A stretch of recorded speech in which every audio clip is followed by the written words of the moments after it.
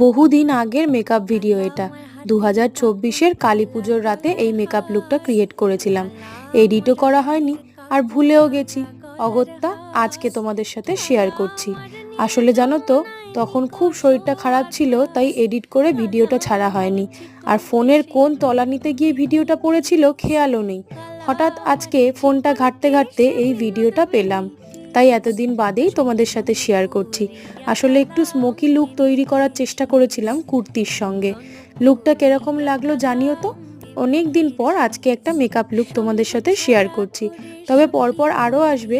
কিছু কিছু মেকআপ ভিডিওতে এত ভালো রেসপন্স পাই যে শরীর খারাপ থাকলেও ইচ্ছা করে তোমাদের জন্য ভিডিওগুলো বানাই।